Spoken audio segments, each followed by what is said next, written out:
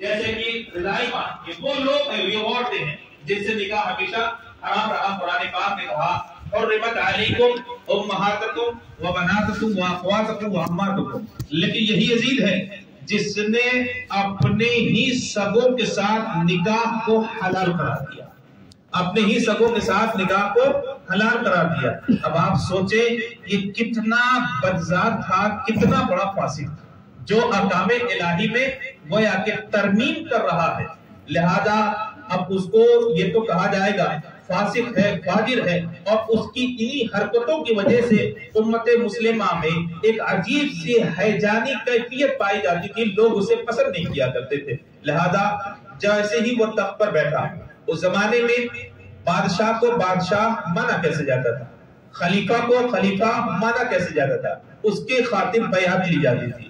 خلیفہ خود اگر بیعت نہیں لیتا تو اپنے نائبین کو مقرر کرتا، اپنے گورنروں کو کہتا کہ میرے نام کی بیعت لو، لوگ بیعت کر لیتے، یعنی ہاتھ پر ہاتھ دے کر کے قسم کھا لیتے۔ یہ سرکار کے زمانے سے چلا آ رہا ہے نا، یہ سرکار کے زمانے سے چلا آ رہا ہے کہ سرکار جب کسی اچھے کام کو کرانے کا معاملہ پیش آتا، سرکار کے سامنے سرکار بیعت لے لیا کرتے تھے۔ صلح حدیبیہ کے موقع پر فرمایا کہ آپ نے بیعت لی، بیعت عقبہ اولیٰ کے موقع پر کہا آپ نے بیعت لی، بیعت عقبہ ثانیہ کے موقع پر فرمایا آپ نے بیعت لی۔ ایسے ہی بہت سارے مقامات ہیں، بہت ساری تاریخ کے حصے ہیں جس میں نبی پاک صلی اللہ تعالی علیہ وسلم نے بیعت لی تھی۔ لیکن یہی بیعت کا سلسلہ جاری تو رہا، لیکن بیعت کا جو صحیح طریقہ تھا وہ ختم ہو گیا۔ یہ کس کے زمانے میں ختم ہوا؟ کہا یزید کے زمانے میں۔ جیسے ہی وہ تخت نشین ہوا، اس نے فوراً ہی مملکت اسلامیہ میں اپنے قاصدوں کو دوڑا دیا اور کہا فوراً میرے نام کی بیعت دو، اور خاص طور سے امام حسین اور عباد الاربعہ حضرت عبد الرحمن ابن ابو بکر، حضرت عبداللہ ابن زبیر، ان لوگوں سے خاص طور سے کہا کہ یہ جو مدینہ پاک میں یہ تینوں چاروں لوگ موجود ہیں، پہلے فرصت میں ان سے بیعت لو، پہلی فرصت میں ان سے بیعت لو۔ اس وقت کے گورنر مدینہ پاک کے حضرت ولید تھے، حضرت ولید تھے۔ لہذا ان کے پاس خط لکھا، عقبہ بن ولید یا ولید بن عقبہ، ولید تھے، چنانچہ ان کے پاس خط لکھا اور کہا کہ فوراً بیعت لی جائے۔ لہذا قاصد جیسے ہی آیا اور گورنر مدینہ نے ان حضرات کو بلایا، حضرت امام عالی مقام بھاگ گئے اور جاتے وقت ارشاد فرمایا ایسا لگتا ہے کہ حضرت امیر معاویہ کا انتقال ہو چکا۔ آپ نے جانے سے پہلے ہی بتایا کہ ایسا لگتا ہے کہ امیر معاویہ رضی اللہ تعالیٰ عنہ کا انتقال ہو چکا۔ یزید تخت نشین ہوا اور کوئی اسے خلیفہ مانے گا نہیں، اس کی خاطر اس نے بیعت کا اعلان کیا، اس کی خاطر اس نے بیعت کا اعلان کیا۔ آپ تشریف لے گئے تو گورنر مدینہ نے یہی بات آپ کے سامنے رکھی تھی کہ میرے پاس یزید کا خط آیا ہے، حضرت امیر معاویہ رضی اللہ تعالیٰ عنہ کا انتقال ہو چکا ہے، لہذا آپ اب یزید کے ہاتھ پر بیعت کر لیں، یزید کے ہاتھ پر بیعت کر لیں۔ آپ نے ارشاد فرمایا، اس وقت کے حالات کو دیکھا اور پھر ارشاد فرمایا میرے جیسا آدمی آپ گورنر ہاؤس میں ایک چھوٹے سے مکان میں بلا کر کے بیعت لے لیں، یہ مناسب نہیں ہے۔ آپ پہلے یزید کی تخت نشینی، حضرت امیر معاویہ رضی اللہ تعالیٰ عنہ کے انتقال کا معاملہ کھلے میدان میں مدینہ پاک میں رکھے، سارے لوگوں کو طلب فرمائے، اسی کے درمیان میں مجھے بھی طلب فرمائے، تب دیکھا جائے گا۔ آپ نے یہ نہیں کہا کہ بیعت کی جائے گی، آپ نے کہا میرے جیسا آدمی چھپ کر کے بیعت کر لے، یہ ہرگز مناسب نہیں ہے، سارے لوگوں کو طلب کرے، اس کے بعد دیکھا جائے گا۔ وہاں پہ مروان بھی موجود تھا، چلا کر کے آپ کہا گورنر مدینہ سے کہ اگر امام پاک آج تمہارے گورنر ہاؤس سے نکل گئے تو پھر زندگی میں کبھی قابو نہ پا سکو گے، ان سے کہو یا تو بیعت کریں یا ان کی گردن مارو، یا ان کی گردن مارو۔ اللہ اکبر۔ امام عالی مقام کے چہرے میں جلال نمودار ہوا، ارشاد فرمایا مروان تو مارے گا، مروان تو مارے گا، تیرے اندر اتنی قوت ہے کہ میرے اوپر ہاتھ اٹھا سکے۔ اللہ اکبر۔ جلال بھرے انداز کو دیکھا تھا تو مروان سکڑ کر کے رہ گیا تھا، مروان سکڑ کر کے رہ گیا تھا۔ لہذا آپ باہر تشریف لائے اور پھر اپنے احباب کے ساتھ آپ نے مشورہ کرنا شروع کیا، اپنے احباب کے ساتھ مشورہ کرنا شروع کیا تھا۔ سب کو معلوم تھا امام علی مقام یزید کی بیعت نہیں کریں گے، اور سب کو یہ بھی معلوم تھا یزید کی بیعت نہ کی گئی تو یزید خون کا پیاسا ہو جائے گا، یزید خون کا پیاسا ہو جائے گا۔ لہذا آپ کے پاس دوبارہ شام کو قاصد آیا اور پھر اس نے کہا کہ آپ کو گورنر ہاؤس میں طلب کیا جا رہا ہے. آپ نے ارشاد فرمایا رات گزر جانے دو صبح دیکھا جائے. رات گزر جانے دو. وقت بہت کم تھا. راتوں رات آپ نے اپنے اہل خانہ کو تیار کیا, قافلہ تیار ہوا اور پھر آپ مکہ المکرمہ روانہ ہو گئے. آپ کو معلوم ہے جس مدینہ پاک سے حضرت امام حسین اس قدر محبت فرماتے, اس قدر محبت فرماتے, کہیں سفر میں والد گرامی کے ساتھ جانا بھی ہوا فوراً پلٹ کر کے مدینہ پاک آ جایا کرتے تھے. لوگ پوچھتے حسین اتنی محبت مدینہ پاک سے, کہا نانا جان موجود ہیں, پہلے زمین کے اوپر موجود تھے اب زمین کے نیچے موجود ہیں. آخری سلام پیش کرنے کے لیے جب آپ تربت انور پر آئے تھے, تاریخ اس بات کی گواہ ہے, امام علی مقام جدائیگی کو سوچ کر کے اور آخری سلام عرض کرنے کی خاطر بار بار بے ہوش ہو جایا کرتے تھے, بار بار بے ہوش ہو جایا کرتے تھے. یہ تصور کہ اے اللہ کے پیغمبر میں آپ کی تربت مبارکہ کو اور مدینہ پاک کو چھوڑ کر کے جا رہا ہوں, یہ سوچ سوچ کر کے بے تحاشا رویا کرتے تھے اور بے ہوش ہو جایا کرتے. لوگ بار بار اٹھاتے. آپ جانتے اس کے بعد جب رات کا آخری پہر تھا, اب نہ روانہ ہوتے تو کب روانہ ہوتے. قافلہ والوں نے کہا تھا حضور اب تو روانہ ہو جائے, حضور اب تو روانہ ہو جائے, ورنہ ایسا نہ ہو یزید کا لشکر آ جائے. اللہ اکبر. تاریخ اس بات کی گواہ ہے امام علی مقام مدینہ پاک جب تک نظر آتا رہا اس وقت تک آپ نے نگاہ کو ہٹا کے نہیں دیکھا تھا, دوسرے کسی زمین کو حصے کو نہیں دیکھا تھا. جب تک مدینہ پاک نظر آتا رہا, سرکار کا روضہ اطہر نظر آتا رہا, حضرت امام علی مقام اسی کی طرف منہ کر کے مکہ المکرمہ ہجرت کرتے رہے اور آخری میں آپ نے ہجرت کی اور پھر مکہ المکرمہ پہنچ گئے. یہ حالات کس نے پیدا کیے تھے؟ یزید نے. ظالم ایک سر کو مسلط کر دیا جائے تو یقیناً بہت سارے گناہ جنم لے لیا کرتے ہیں, بہت سارے گناہ جنم لے لیا کرتے ہیں. یاد رکھو آج بھی محرم کے نام پر بہت سارے خرافات ہوتے ہیں کہ نہیں ہے؟ ان خرافات کی ہمارے ہاں کوئی جگہ نہیں ہے, اس کی کوئی اصل نہیں ہے. مثال کے طور پر تعزیہ بھی لوگ اٹھاتے ہیں. اعلیٰ حضرت عظیم البرکہ علی رحمت اللہ فرماتے ہیں اس زمانے کی مروجہ تعزیہ داری حرام, اس میں شرکت کرنا یہ بھی جائز نہیں ہے, کہاں بندے بٹھانا یہ بھی جائز نہیں ہے, آگ جلانا یہ بھی جائز نہیں ہے, کودنا یہ بھی جائز نہیں ہے. نہ جانے کتنے قسم کے جھنڈے لے کر کے لوگ جلوس کی شکل میں چلتے ہیں, کہتے ہیں یہ بھی جائز نہیں. جلوس جائز ہے, جلوس جو ہے جائز ہے, لیکن اس طریقے پر جو نکالا جاتا ہے وہ جائز نہیں, وہ جائز نہیں ہے. ہمارے یہاں جو چیزیں جائز ہیں وہ سن لو. قرآن پاک پڑھنا جائز ہے, ایصال ثواب کرنا جائز ہے, محفل منعقد کرنا جائز ہے, آپ کی تاریخ کو بیان کرنا جائز ہے, آپ کے فضائل کو بیان کرنا جائز ہے, سبیل لگانا جائز ہے, کھانا کھلانا جائز ہے. یہ تمام صورتیں جائز ہونے کی ہیں اور جو ناجائز ہونے کی وہ بھی فقہ نے بیان فرما دی ہے, وہ بھی فقہ نے بیان فرما دی ہے. محرم کے نام پر بہت سارے لوگ بھٹک بھی تو گئے نا, بہت سارے لوگ بھٹک گئے. اب شیعوں کو کیا کہنا, اب ان کے لیے کچھ بچا نہیں, اب ان کے لیے کچھ بچا نہیں ہے, تو اب پنجے بیٹھائیں. نہ جانے کیسے کیسے خرافات ہوتے ہیں. افسوس کی بات ہے ہمارے ادارے کے نیچے ہوتے ہیں, ہمارے ادارے کے نیچے ہوتے ہیں, لیکن اس کا مطلب یہ نہیں کہ ہم اس سے راضی ہیں. بھائی جو بات ہے جو صحیح ہے وہ صحیح ہے, اس کا مطلب یہ نہیں کہ ہم اس سے راضی ہیں. جناب والا اگر کعبے میں بھی غلط ہوگا تو ایک مسلمان کا فریضہ ہے کہ اسے غلط کہے گا. ایسا نہیں ہے کہ کعبے میں کوئی بات اگر صحیح اور غلط ہو جائے تو چونکہ کعبے کا احترام ہے لہذا اس غلط کو بھی صحیح کہا جائے. جی نہیں, ہمارے یہاں کعبہ دلیل نہیں ہے, ہمارے یہاں قرآن دلیل ہے, حدیث مبارکہ دلیل ہے. ہمارے یہاں قرآن دلیل ہے اور حدیث مبارکہ. بہت سارے لوگ انہی ایام میں کالے کپڑے پہنے کہتے ہیں اعلیٰ حضرت عظیم البرکۃ علیہ رحمۃ اللہ, یہ مشابہت ہے. یہ کیا ہے؟ تشابہ ہے. یہ بھی حرام, یہ بھی ناجائز ہے, حرام ناجائز ہے. کہا ہرے کپڑے پہنا اس زمانے میں, کہا وہ بھی جائز نہیں. اب کوئی اچانک پہن کے چلا جائے تو یہ الگ بات ہے, لیکن خاص محرم کی خاطر پہنے اس کے لیے جائز نہیں ہے, اس کے لیے یہ جائز نہیں ہے. گویا کہ وہ گناہوں کو ترویج دے رہا, پڑھا رہا. تو محرم کے نام پہ خرافات بھی ہوا کرتے ہیں, ہمیں ان خرافات میں نہیں پڑھنا. اب آؤ اصل حقیقت سنو. امام علی مقام رضی اللہ تعالیٰ عنہ مکہ المکرمہ پہنچ گئے.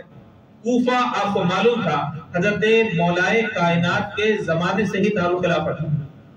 حضرت مولائے کائنات کو ماننے والے بہت تھے, حضرت مولائے کائنات کو ماننے والے بہت تھے. جب ان کو معلوم ہوا جب ان کو معلوم ہوا کہ حضرت امام حسین مدینہ پاک سے نکل گئے ہیں، مکہ المکرمہ پہنچ چکے ہیں، اور آپ نے یزید کی بیعت سے انکار کر دیا، تو ان لوگوں کا میلان حضرت امام علی مقام کی طرف، امام علی مقام کی طرف تھا۔ لیکن آپ ایک بات یاد رکھنا، ہاتھی خریدنا آسان ہوتا ہے، پالنا مشکل ہوتا ہے۔ محبت کا دعویٰ کرنا یہ آسان ہوتا ہے، اور محبت کے تقاضے کو نبھا کر کے دکھانا یہ بہت مشکل ہوا کرتا ہے۔ یاد رکھنا، یہ اسلام اتنا آسان نہیں ہے، بہت قربانیوں کے بعد ہم تک پہنچا ہے، بہت ساری قربانیوں کے بعد ہم تک پہنچا ہے، بڑی آسانی کے ساتھ پلیٹ میں سجا کر کے نہیں دیا گیا تھا۔ جناب والا، اس اسلام کو یہاں تک پہنچانے کے لیے لاکھوں لاکھ مسلمانوں کی قربانیاں اس کی جڑوں میں شامل ہیں، لاکھوں لاکھ مسلمانوں کی قربانیاں اس کی جڑوں میں شامل ہیں۔ انہوں نے اپنا سر کڑوا کر کے ہم تک یہ کلمہ پہنچایا ہے، انہوں نے اپنا سر کڑوا کر کے یہ کلمہ ہمارے تک پہنچایا۔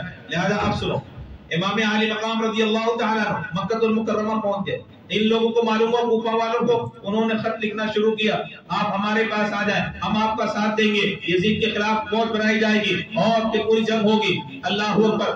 آپ نے مکہ المکرمہ بڑے بڑے جلیل القدر صحابہ، اس وقت حضرت عبداللہ ابن زبیر بھی وہیں پہ موجود تھے، ان کی حکومت بھی موجود تھی، آپ وہاں پر موجود تھے۔ آپ نے جب مشورہ طلب کیا تو حضرت عبداللہ ابن زبیر رضی اللہ تعالیٰ عنہ نے یہ ارشاد فرمایا کہ کوفہ کے لوگوں پر اعتماد نہ کریں، کوفہ کے لوگوں پر اعتماد نہ کریں، وہ لوگ قابل اعتماد نہیں ہیں۔ آپ کے والد گرامی کے زمانے میں ہی ان لوگوں نے دھوکہ دے دیا ہے ایک مرتبہ، لہذا ان پر اعتماد نہ کریں، آپ یہیں پر رہیں، ہم آپ کی جان کی حفاظت کریں گے جب تک ہمارے جسم میں جان ہے۔ اے امام علی مقام، آپ کی حفاظت کرنا ہمارا فرض اولی ہے، یقیناً ہم آپ کی حفاظت کریں گے، ہم ان کی بنسبت زیادہ قابل اعتماد ہیں، ان کے اوپر آپ اعتماد نہ فرمائیں۔ آپ کے پاس خطوط آتے رہے، آپ کے پاس خطوط آتے رہے، ہر روز نہ جانے کتنے خطوط آ جایا کرتے تھے۔ آخری میں جو خط آیا تھا وہ بڑا عجیب و غریب تھا، اس میں یہ بات لکھی ہوئی تھی، اے امام، آخرت میں آپ اپنے نانا جان کو کیا جواب دیں گے جب ہم سے پوچھا جائے گا ایک ظالم بادشاہ تمہارے اوپر مسلط کر دیا گیا؟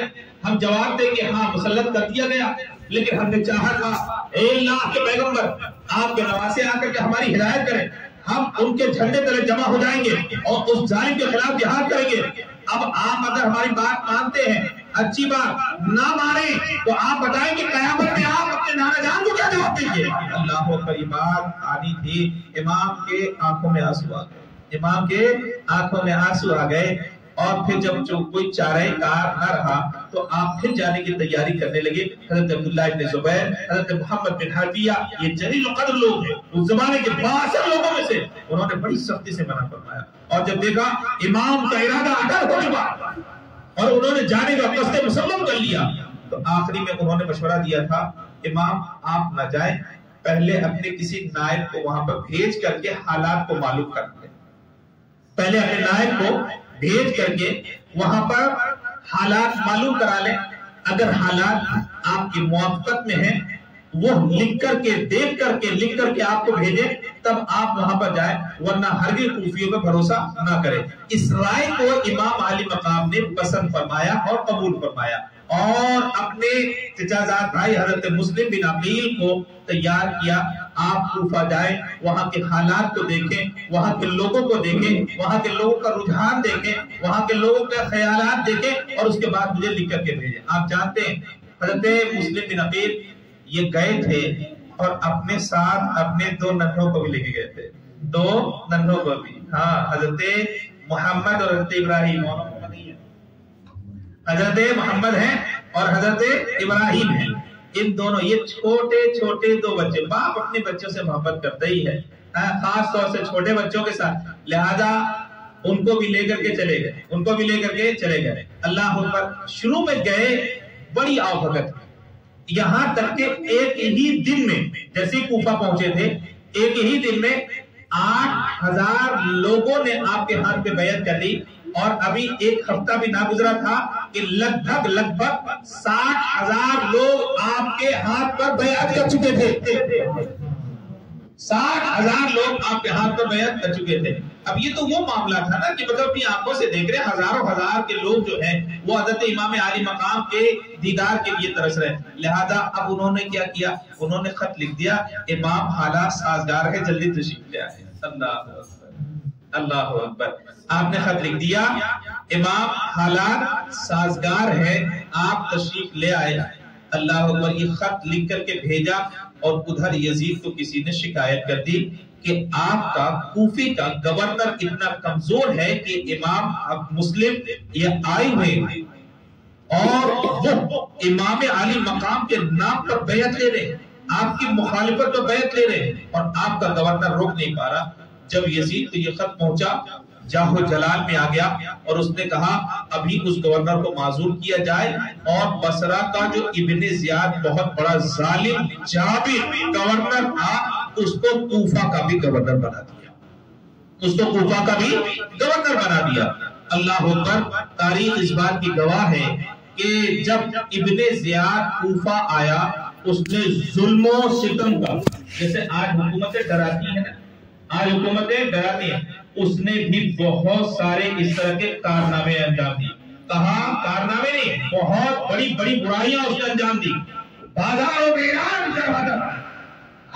ہرگز مسلم بن عقیل کا کوئی ساتھ نہیں, ورنہ اس کے گھر کو تباہ کر دیا جائے گا, اس کے گھر کو گرا دیا جائے گا, بال بچوں کو مار دیا جائے گا, خاندان والوں کو تہس نہس کر دیا جائے گا, قبیلے والوں کو برباد کر دیا جائے گا. اس قسم کی وہ دھمکیاں سرے بازار ڈگڈگی والے کے ذریعے سے دلوایا کرتا, اس طرح کے سیاح دھمکیاں ڈگڈگی والے سے دلوایا کرتا تھا. لہذا اس نے جو پورے حالات, تاریخ بڑی لمبی ہے, بس آپ اتنا سن لیں, ابن زیاد جب کوفہ آیا تھا حالات پلٹنے لگے. جو جن لوگوں نے مسلم بن عقیل کے ہاتھ پر بیعت کی تھی وہ اپنے ہی جان کے خوف سے تھرانے لگے. حضرت مسلم بن عقیل مختار ثقفی کے گھر پہ پہلے تھے, لیکن جب اس اعلان کو سنا تو آپ خود ہی وہاں سے نکل گئے, کئی گھر والوں کو پریشانی نہ ہو جائے. پھر آپ عروہ کے گھر پہ آئے, عروہ کو بھی قید کر لیا گیا, آپ وہاں سے بھی نکل گئے, اور عروہ یہ اس زمانے کے بڑے با اثر لوگوں میں سے, عروہ بن ہانی جو تھے کہتے ہیں یہ بہت با اثر لوگوں میں سے تھے. ان کو جب ابن زیاد نے قید کروایا تھا ان کے سارے قبیلے کے لوگ آ گئے تھے, اور گورنر ہاؤس کا محاصرہ کر لیا تھا. کہا ابن زیاد اگر عروہ کو نہ چھوڑا گیا تمہارا گورنر ہاؤس گرا دیا جائے گا. اس موقع کو حضرت مسلم بن عقیل نے غنیمت جانا تھا اور تقریباً اپنے ساتھ 40,000 لوگوں کو لے کر کے پورے کوفے اور گورنر ہاؤس کا محاصرہ کر لیا تھا, پورے گورنر ہاؤس کا محاصرہ کر لیا تھا. حضرت صدر اللہ فاضل فرماتے ہیں, حضرت صدر اللہ فاضل علی رحمۃ اللہ فرماتے ہیں یہ اتنا بہترین موقع تھا کہ ابن زیاد بری طرح سے گھبرا چکا تھا, کیونکہ اتنا بڑا لشکر اس کے پاس نہیں تھا کہ وہ 40-50 ہزار لوگوں کا مقابلہ کر سکے. اتنا بڑا لشکر اس کے پاس نہیں تھا. بہت اچھا ہوتا کہ اس وقت یہی لشکر چڑھائی کر دیتا, لیکن ابن زیاد بہت بڑا فتیل تھا.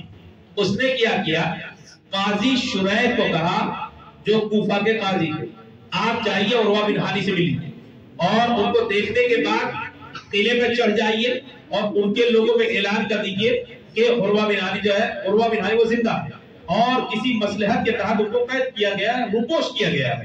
آپ لوگ یہ ہرگز نہ جانیں کہ ان کو شہید کر دیا گیا, ان کو قتل کر دیا گیا اور آپ جو ہے انہی کے بدلے میں قصاص لینا چاہتے ہیں. لہذا حضرت قاضی شریح جب پہنچے تھے عروہ کے پاس, عروہ نے چلا کر کے کہا تھا قاضی شریح میں ان لوگوں کی آوازیں سن رہا ہوں جو باہر کھڑے ہیں, میں ان لوگوں کی آوازیں سن رہا ہوں.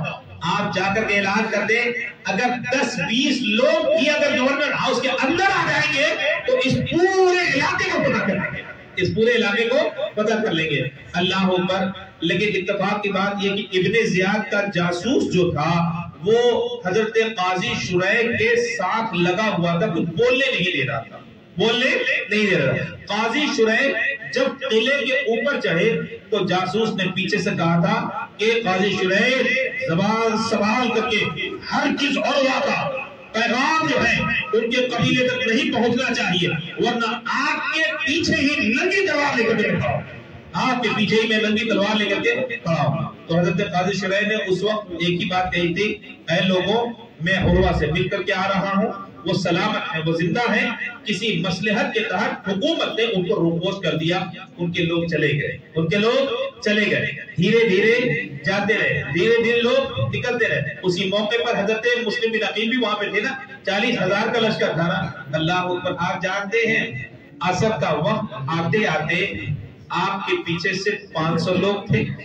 آپ نے جب مغرب کی نماز شروع کی تھی تو آپ کے پیچھے 500 لوگ تھے، اور کمال ہے تاریخ کا کہ جب آپ نے مغرب کی نماز کا سلام پھیرا تھا تو ایک آدمی بھی موجود نہ تھا۔ تاریخ ہماری بڑی دردناک ہے، تاریخ ہماری بڑی دردناک ہے۔ یہ جس کو ہم دنیا کہتے ہیں نا، یہ دنیا بہتوں کو خرید لیا کرتی ہے، اور انسان دنیا کی وجہ سے اپنا ایمان بیچ دیا کرتا ہے۔ انسان دنیا کی وجہ سے اپنا ایمان بیچ دیا کرتا ہے۔ تاریخ اس بات کی گواہ ہے۔ حضرت مسلم بن عقیل اس وقت بہت گھبرائے، 2 بچے تھے ساتھ میں، اب کس پر اعتماد کریں جب 60,000 لوگ تھے، آج ایک بھی موجود نہیں ہے، اعتماد کس پر کریں؟ لہذا آپ نے ایک آدمی کے ساتھ قاضی شریح کے پاس اپنے 2 بچوں کو بھیج دیا اور ارشاد فرمایا، قاضی شریح کو کہہ دینا میرے بچوں کو سلامتی کے ساتھ مدینہ پاک روانہ کر دینا، میرے بچوں کو سلامتی کے ساتھ مدینہ پاک روانہ کر دینا۔ آپ ہکا بکا پریشان کوفہ میں گھومتے رہے، جائیں تو کہاں جائیں؟ دروازے پر جاتے تھے تو لوگ اپنے دروازوں کو بند کر دیا کرتے تھے، جن کو مہمان بنا کر کے بلایا گیا تھا، سر آنکھ پر بٹھایا گیا تھا، آج ان کو ایک گلاس پانی دینے والا کوئی موجود نہ تھا، آج ان کو ایک گلاس پانی دینے والا کوئی موجود نہ تھا۔ ہانپتے کانپتے ایک گھر کے پاس پہنچے تھے، توہا نام کی عورت تھی، اس نے کہا آپ تو شہزادوں کی طرح لگتے ہیں، کون؟ اللہ اکبر۔ آنکھوں میں آنسو جھلک گئے، ارشاد فرمایا میں ایک غریب مسافر ہوں، زمانہ مجھی کو مسلم بن عقیل کہا کرتا ہے، زمانہ مجھی کو مسلم بن عقیل کہا کرتا ہے۔ عورت دوڑے دوڑے گئی اور گھر سے ایک کپڑا نکال کر کے لائی، اس کو بچھایا، پھر حضرت مسلم بن عقیل کو بیٹھایا اور کہا آپ تو اہل بیت اطہار سے، آپ تو اہل بیت اطہار سے ہیں۔ اللہ اکبر، تاریخ گواہ ہے۔ حضرت مسلم بن عقیل نے ایک پیالہ پانی مانگا تھا، دوڑ کر کے گئی تھی، پانی لے کر کے آئی تھی، انہوں نے بڑی آؤ بھگت کی، کہا مسلم بن عقیل کو کہ آپ اس پر اعتماد کریں، میں محب اہل بیت ہوں، اہل بیت کو پسند کرنے والی ہوں، محبت کرنے والی ہوں۔ اپنے گھر کے اندر لے کے گئے، اپنے گھر کے اندر لے کر کے گئے، اور الگ گھر میں حضرت مسلم بن عقیل کو ان کی ضیافت کی اور اس کے بعد سلا دیا۔ بیٹا آیا اس گڑیا دوا کا، تو اس نے ماں کو بار بار اس کمرے میں آتے جاتے دیکھا تو اصرار کیا، وہ بتانا نہیں چاہتی کہ ہمارا مہمان کون ہے، کیونکہ ادھر کوفہ میں اعلان ہو چکا تھا کہ جو بھی مسلم بن عقیل کا پتا دے گا اس کو اتنا اتنا انعام دیا جائے گا۔ تاریخ اس بات کی گواہ ہے۔ اس لڑکے نے ماں سے جب ضد کی تھی تو ماں نے کہا تھا بیٹا بتانا نہیں، لیکن ماں نے بتا دیا، اور پھر بیٹے نے اس کو ہضم نہ کیا، دنیا داری اس کو کھا گئی۔ اس نے جا کر کے ابن زیاد کو خبر دے دی، ابن زیاد نے لشکر بھیج دیا، فوجیں آئی، لڑائی ہوئی تھی۔ آپ تاریخ یہ سمجھ لیں، جو کرب و بلا میں نہ جھکا وہ کوفہ میں کیا جھکے گا، جو کرب و بلا میں نہ جھکا وہ کوفہ میں کیا جھکے گا۔ اہل بیت اطہار کی یہ روش رہی ہے کہ لشکر کتنا بڑا بھی ہو لڑتے میدان ہی میں، بزدلی ان کی فطرت میں ہے ہی نہیں، بزدلی ان کی فطرت میں ہے ہی نہیں۔ آپ یہ جو 72 شہید ہوئے ان میں سے ایک کو بھی دکھا دو جس نے اپنی جان کی بھیک تکی ہو، آپ دکھا دو ان میں سے کسی ایک نے اپنی جان کی بھیک مانگی کہ مجھے معاف کر دیا جائے۔ لا الہ الا اللہ، یہ تو بہت بڑی بات ہو گئی۔ یہاں حال یہ تھا کہ امام عالی مقام نے آخری رات پہ چراغ بجھا کر کے کہا تھا تم میں سے جو جانا چاہے وہ چلا جائے، پلٹ جائے، میں تم سے کوئی سوال نہیں کروں گا، بلکہ آخرت میں نانا جان سے بول کے جو تمہاری سفارش کروں گا، شفاعت کروں گا۔ تاریخ اس بات کی گواہ بھی ہے کہ چند لمحوں کے بعد چراغ کو جب جلایا گیا تھا تو جتنے افراد پہلے موجود تھے اتنے ہی افراد اب بھی وہیں پہ موجود تھے، یہ پہچانے کے لیے تیار۔ تاریخ ہماری گواہ ہے۔ فوج آئی، حضرت مسلم بن عقیل لڑنے لگے، طرح تھے تو کیا ہوا، قابو کر لینا اتنا آسان تھا؟ ایک شیر کو قابو میں کر لینا تو اتنا آسان ہوا کرتا ہے؟ فوجیں بزدل ہوا کرتی ہے، وہ میدان میں، وہ آنگن میں، وہ باہر نکل کر کے لڑ رہے تھے اور کوئی ان کے سامنے نہیں جا رہا تھا، بزدلوں کی طرح مکان کے اوپر چڑھ کر کے پتھر مار رہے تھے تاکہ زخمی نہ ہو، تاکہ وہ زخمی ہو جائے۔ اللہ اکبر! یہ جب اندازے جنگ دیکھا، ارشاد فرمایا اہل بیت کے کشار کا شیر ایسے نہیں لڑا کرتا، لڑا ہے تو سامنے آؤ، تم میں سے کس میں اتنی قوت ہے جو میرا مقابلہ کر سکے؟ تاریخ اس بات کی گواہ ہے، دیکھا ایک گیا مارا گیا، دو گیا مارا گیا، تیسرا گیا مارا گیا، چوتھا گیا مارا گیا، کہا ایسے اگر ایک ایک کر کے جاتے رہے تو سارا لشکر ہی کاٹ کر کے رکھ دیں گے، سارا لشکر ہی کاٹ کر کے رکھ دیں گے۔ اس کے بعد اس کے سردار نے کہا تھا مسلم بن عقیل آپ کو لڑنے کی ضرورت نہیں، میں آپ کو امان دیتا ہوں، دھوکہ کھڑے کی۔ آپ نے ارشاد فرمایا مجھے تمہارے امان پہ بھروسہ نہیں ہے، مجھے تمہارے امان پہ بھروسہ نہیں ہے۔ اس نے کہا تھا میری امان پہ بھروسہ کرو، میں تمہیں امان دیتا ہوں، میں تمہیں امان دیتا ہوں۔ آپ نے ارشاد فرمایا تمہاری امان تو قبول ہے لیکن اس شرط کے ساتھ کہ میری تلوار میرے ساتھ رہے گی، اس شرط کے ساتھ کہ میری تلوار میرے ساتھ رہے گی۔ چنانچہ تاریخ اس بات کی گواہ ہے، امان دی گئی، تلوار انہی کے ساتھ تھی، لیکن جیسے ہی گورنر ہاؤس میں پہنچے تھے تو پہلے تلوار نکال لی گئی تھی۔ اب آپ نے ارشاد فرمایا امان دینے والا کہاں ہے، امان دینے والا کہاں ہے؟ اب ہوا صرف اتنا ہی مختصر سے آپ جان لیں کہ اس کے بعد ابن زیاد نے حضرت مسلم بن عقیل کو شہید کروا دیا، مسلم بن عقیل کو شہید کروا دیا۔ یہ شہادت اتنی آسان ہے، کہاں پہ؟ کہاں کوفے میں، کہاں گورنر ہاؤس میں، گورنر ہاؤس میں۔ شہادت سے پہلے ابن زیاد نے کہا تھا کہ تم فساد مچانے آئے ہو، تو آپ نے فرمایا تھا ہم فساد مچانے نہیں، فساد تو تم مچانے کے لیے آئے، فساد ہم نہیں بلکہ فساد تو تم مچانے کے۔ کہا کیسے؟ ارشاد فرماتے ہیں اس زمانے میں امام عالی مقام سے کوئی زیادہ خلافت کا مستحق مجھے دکھا دو، امام عالی مقام سے زیادہ مستحق کو خلافت کا دکھا دو۔ تمہارا بادشاہ تو ایسا ہے، ظالم ہے، جابر ہے، شراب بھی پیتا ہے، نماز کی پابندی بھی نہیں کیا کرتا، حرام کاموں کا ارتکاب کیا کرتا، اور میرا امام ایسا ہے جس نے زندگی میں حرام کام کا ارتکاب ہی نہیں کیا، جو جنتی نوجوانوں کا سردار ہے۔ اتنا سننا تھا، جلال آ گیا، اس نے کہا کہ ان کو شہید کر دیا جائے، ان کی لاش کو باہر پھینک دیا جائے۔ آپ کے سامنے میں نے ایک بات رکھی تھی، امام مسلم بن عقیل جب آپ نکلے تھے اور طوا کے گھر جانے سے پہلے آپ نے اپنے دونوں بچوں کو قاضی شریح کے حوالے کیا تھا، قاضی شریح کے حوالے کیا تھا۔ جناب والا ابن زیاد کو جب یہ معلوم ہوا کہ مسلم بن عقیل کے ساتھ ان کے دو چھوٹے بچے بھی آئے تھے، اعلان کروایا جو ان بچوں کو پکڑ کے لائے گا اس کو انعام دیا جائے گا۔ یہ جو لفظ انعام ہے نا، یہ انعام نہیں ہے، یہ سزا ہے، یہ ذلت ہے، یہ رسوائی ہے، یہ لعنت ہے، یہ ملامت ہے۔ دنیا اسی انعام کے نام پر نہ جانے کتنوں کا ایمان خرید لیا کرتی ہے، کتنوں کا ایمان خرید لیا کرتی ہے۔ بڑے بڑے لوگ بک گئے اس سونے چاندی کے نام پر، اس سونے چاندی کے نام پر۔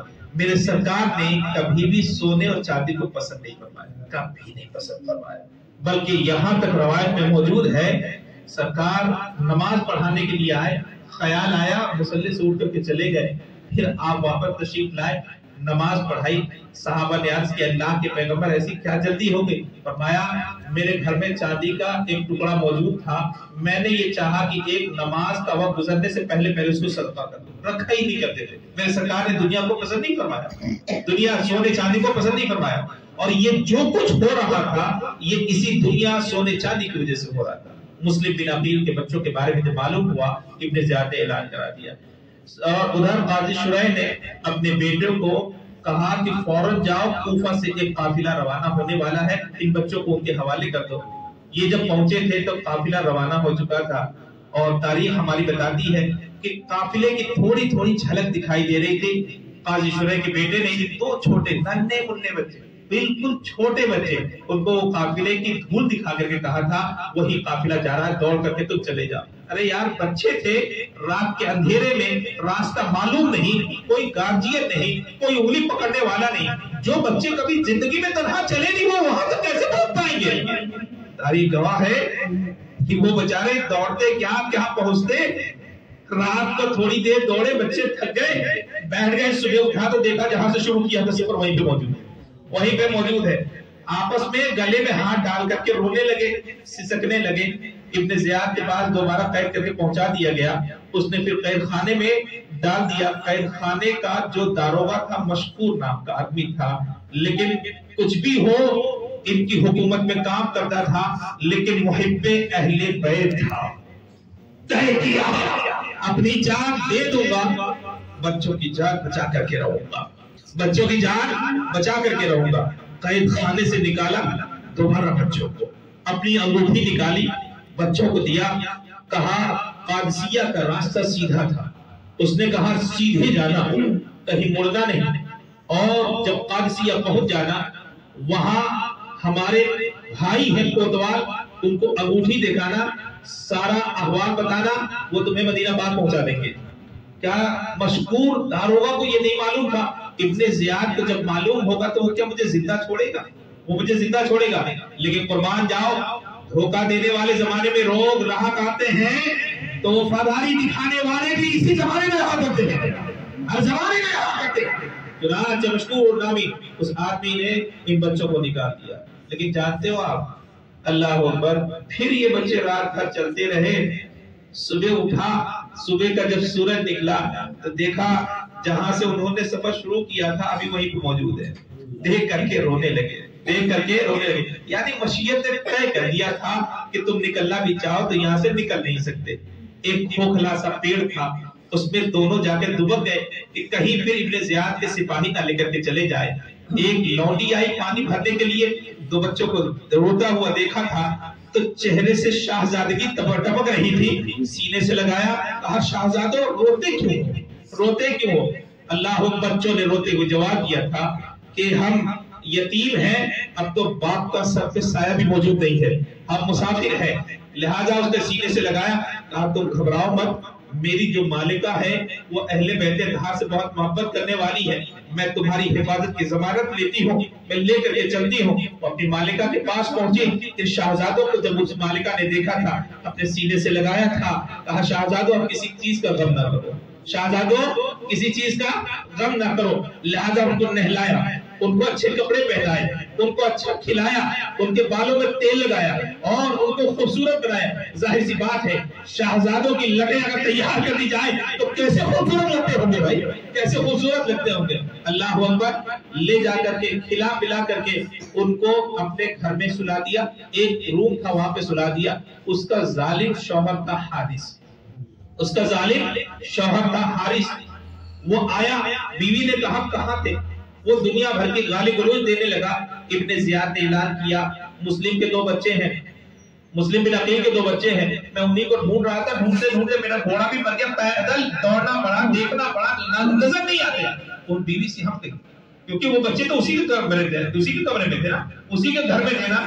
اس نے چاہا چھپانے کے لیے، اس نے چاہا کہ پتہ نہ چلے، لہذا اپنے شوہر کی خدمت کی، کھلایا پلایا، دوسرے کمرے میں لے جا کر کے سلا دیا۔ لیکن مشیت الہی کو ٹال کون سکتا ہے؟ مشیت الہی کو ٹال کون سکتا ہے؟ آدھی رات گزری، بچوں کے رونے کی آواز ہے، بچوں کے رونے کی آواز ہے۔ محمد نے ابراہیم کو اٹھایا اور کہا اٹھو، میں نے ابھی یہ خواب دیکھا، نبی پاک صلی اللہ تعالی علیہ وسلم جنت میں ٹہل رہے ہیں، ان کے ساتھ حضرت فاطمہ الزہرا بھی ہے، ان کے ساتھ حضرت مولا کائنات بھی ہے، ان کے ساتھ ہمارے والد گرامی مسلم بن عقیل بھی ہیں۔ اور نبی پاک صلی اللہ تعالی علیہ وسلم نے پوچھا مسلم تم تو آ گئے، تمہارے شہزادے کہاں ہیں؟ تمہارے شہزادے کہاں ہیں؟ اللہ کو والد گرامی نے کہا تھا، والد گرامی نے کہا ہے خواب میں کہ اللہ کے پیغمبر عنقریب وہ بھی آنے والے ہیں، اس بات کا یقین ہے کہ اب ہماری بھی شہادت کا وقت قریب آ گیا، ہماری بھی شہادت کا وقت قریب آ گیا۔ اللہ اکبر، دونوں گلے مل کر کے رونے لگے۔ ان رونے کی آواز کو سن کر کے حارث نکل کر کے آیا تھا۔ بہت لمبی داستان ہے جناب، کرب و بلا میں بہت کرب ہے، بہت درد ہے. یہ دین بڑی آسانی کے ساتھ ہمارے یہاں نہیں پہنچا ہے. ہم جتنی آسانی کے ساتھ سمجھتے ہیں کہ یہ چیزیں ہمارے یہاں بہت آسانی کے ساتھ پہنچ گئی, زندگی اسی کا نام ہے. ارے یہ دین بڑی مشکل سے لوگوں نے ہم تک پہنچایا ہے. قدر کرنا, اس پر عمل کرنا, اس کے احکام پر پورے طور پر اترنا, یہ ایک خالص مسلمان ہی کی شان ہو سکتی ہے اور دوسروں کی شان نہیں ہو سکتی. چنانچہ تاریخ گواہ ہے, حارث نے اس کو مارا بھی تھا, مار بھی دیا تھا. اس کی بیوی نے کتنی چھڑانے کی کوشش کی تھی. ارے یہ فاطمہ کے لال ہے بھائی, یہ فاطمہ کے لال ہے, ان کو لوگ دیکھنے کے لیے ترستے, ظالم تو کیوں مار رہا ہے, ظالم تو کیوں مار رہا ہے. اللہ اکبر. حارث نے کہا تم ابن زیاد کے نام کو نہیں جانتے, تم ابن زیاد کے نام کو. یعنی دنیا جو ہے وہ اپنوں کو بھی کھا جاتی. دیکھتے نہیں ہو پیسوں کی وجہ سے دو بھائی لڑ جاتے ہیں, پیسوں کی وجہ سے, دنیا داری کی وجہ سے بھائی بھائی کا قتل کر دیتا, بھائی باپ کا بیٹا قتل کر دیتا ہے. بادشاہ مارے گئے تخت پر, کبھی مردہ پائے گا, کبھی حمام میں مردہ پائے گا. کیوں پائے گا بھائی؟ جی دنیا داری کی وجہ سے. تو اہل بیت اطہار کا یہ حال ہوا. اللہ اکبر. صبح حارث لے کر کے پہنچا تھا دریائے فرات کے کنارے, اور اس کے بعد جب شہید کرنے کی بات آئی تھی تو اس نے جب آخری مرتبہ تلوار نکالی تھی, اس کی بیوی دوڑتے ہوئے پیچھے سے آ گئی تھی, ہاتھ پکڑ لیا تھا. اس نے کہا حارث مت کر ایسا, حارث نہ کر ایسا, یہ رسول اللہ کے گلستہ کے لہلہاتے ہوئے پھول ہیں, انہیں مت مار. کل قیامت میں سرکار کو کیا جواب دے گا, کل قیامت میں سرکار کو کیا جواب دے گا. روتے ہوئے اس نے کہا, زبردستی آنکھ پکڑ گیا تھا. اللہ اکبر. مارنے نہیں دے رہی تھی.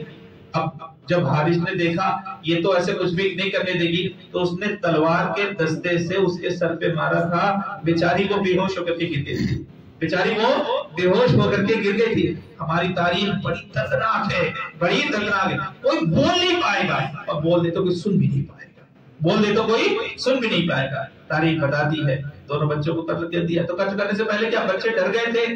یاد رکھو ہماری فطرت میں تو ڈر ہے ہی نہیں. جب تلوار سونتی تھی تو چھوٹا سامنے آیا تھا, کہا پہلے مجھے مارا جائے. بڑا پھر بھاگ کر کیا کہا پہلے مجھے مارا جائے. یار آج کے بچے اگر چوہا بلی دیکھ لیتے ہیں نا تو ڈر جایا کرتے ہیں, لیکن یاد رکھو ان کی پرورش اس گھرانے میں ہوئی تھی جہاں شجاعت پیدا ہوتی ہے, جہاں شجاعت پیدا ہوتی ہے. آج ہمارے بچوں کا حال ہے, بلی دیکھ لے نا رات میں ڈر رہ کرتے ہیں. تلوار دیکھی تو ان کو کیوں نہیں ڈر ہوا؟ کہا رسول اللہ کا خون ان میں دوڑ رہا تھا, رسول اللہ کا خون ان کے اندر دوڑ رہا تھا. خیر شہید تو کر دیے گئے, دونوں کی کھوپڑی اور سر لے کر کے حارث جو ہے وہ ابن زیاد کے پاس پہنچا تھا. تو کیا اس کو انعام ملا تھا؟ یاد رکھو کمان تدینو تدان, جیسی کرنی ویسی بھرنی. اور جو رسول اللہ کے خاندان پہ انگلی اٹھائے گا, تعصب رکھے گا, اللہ دنیا میں ہی اسے دکھا دیتا ہے اور اسے برباد کر دیا کرتا ہے. تاریخ اس بات کی گواہ ہے. ابن زیاد کے پاس سے پہنچا تھا, کہا حضور میں آپ کے دشمنوں کا سر لے کر کے آیا ہوں. ابن زیاد نے کہا کس کا سر؟ کہا مسلم بن عقیل کے بچوں کا سر لے کے آیا. غصہ ہو گیا, کہا ظالم تو نے مارا کیوں, ان بچوں کو مارا کیوں؟ کہا حضور اگر نہیں مارتا تو لوگ چھین لیتے. کہا ایک جگہ محفوظ کر کے بولا ہوتا میں فوج سے بھیجتا, مارنے کی کیا ضرورت تھی؟ اللہ کو جانتے ہو. اس نے فوراً ہی جلاد کو حکم دیا حارث کا سر کاٹ کر کے رکھ دیا جائے. خسرت دنیا والآخرہ, نہ دنیا ہی ملی نہ آخرت ملی. اسی لیے کہا گیا اہل بیت سے محبت کرو, دنیا بھی ملے گی اور آخرت بھی ملے گی, دنیا بھی ملے گی اور آخرت بھی ملے گی. اللہ تبارک و تعالی ہم سب کو اہل بیت اطہار سے محبت کرنے اور اپنے احکام پر عمل کرنے کی توفیق عطا فرمائے. وما علینا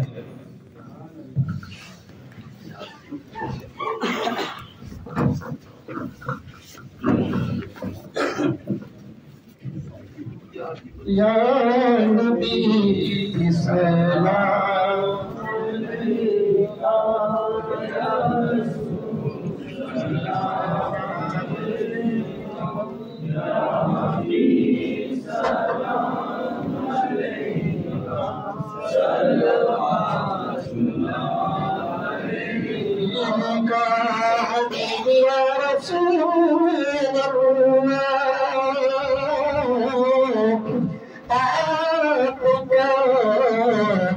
شریف لانا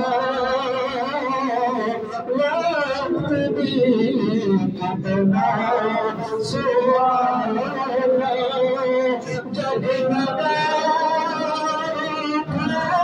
زمانہ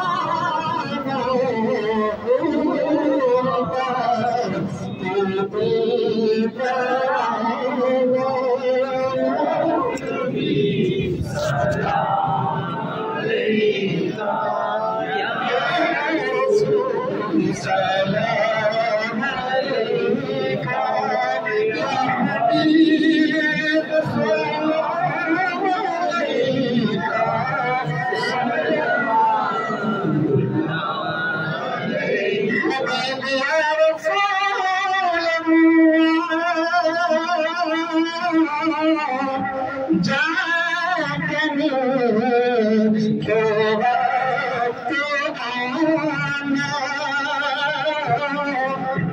کلمہ طیب پڑھانا جب کہیں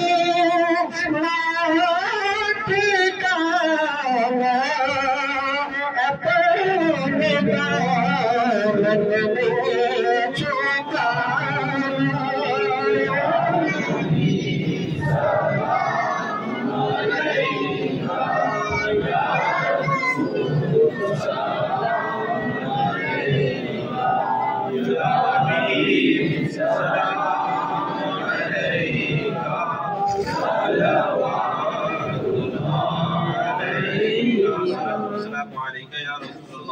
الصلاة والسلام عليك يا حبيب الله الصلاة والسلام عليك يا خير خلق الله الصلاة والسلام عليك يا نور من نور الله وعلى آلك وأصحابك يا محمد رسول الله صلى الله تعالى عليه وسلم. الفاتحة.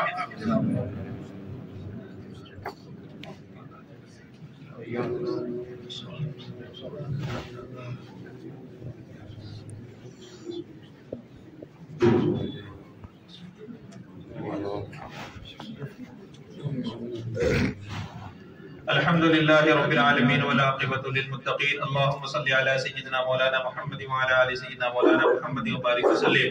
اللهم ربنا آتنا في الدنيا حسنة وفي الآخرة حسنة وقنا عذاب النار وادخلنا الجنة مع الأبرار يا عزيز يا غفار يا رب العالمين. اللهم ربنا تقبل منا إنك أنت السميع العليم وتب علينا إنك أنت التواب الرحيم. يا الله يا رحمن يا رحيم. مولا ہماری ان مجالس مبارکہ کو اپنی بارگاہ میں شرف قبولیت عطا فرما.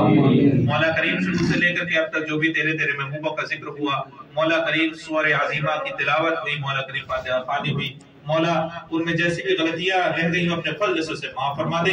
مولا کریم جو کچھ صحیح پڑھا گیا اس کا ثواب، شیرنی کا ثواب، معذر کا ثواب، سب سے پہلے حضور کائنات جناب احمد مصطفیٰ محمد مصطفیٰ روح فدا صلی اللہ تعالی علیہ وسلم کے دربار گوہر بار تک پہنچا.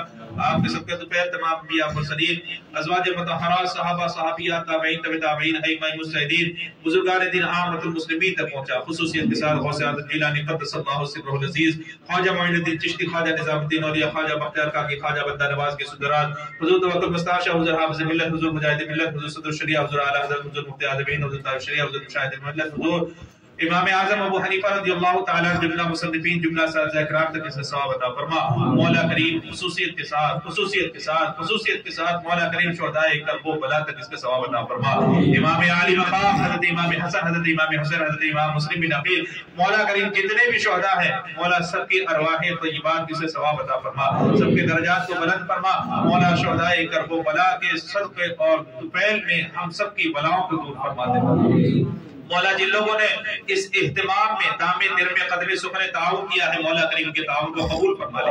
اس مجلس کے سجانے میں، سوارنے میں مولا جو لوگ بھی آگے بڑھ رہے ہیں، مولا کریم ان سبوں کے گھروں میں رحمتوں کا نزول فرما. مولا کریم یہاں پر جتنے بھی حاضرین ہیں سب کے علم و عمر میں برکتیں عطا فرما.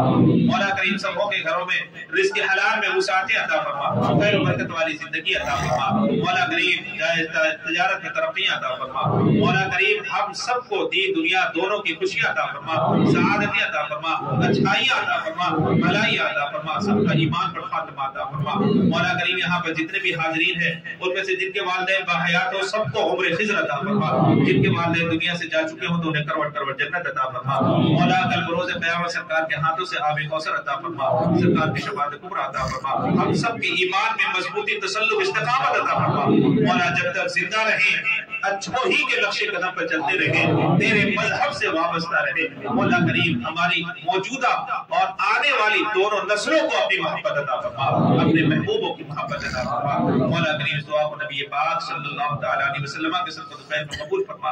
قال اللہ تبارک و تعالی فی شان حبیبہ الکریم ان اللہ و ملائکتہ یصلون علی النبی یا ایھا الذین آمنوا صلوا علیہ وسلموا تسلیما. اللهم صل علی سیدنا مولانا محمد وعلی آل سیدنا مولانا محمد وعلى وسلم صلوا عليه صلاة وسلام عليك يا رسول الله صلى الله تعالى عليه وسلم. سبحان ربك رب العزة عما يصفون وسلام على المرسلين والحمد لله رب العالمين. لا إله إلا الله.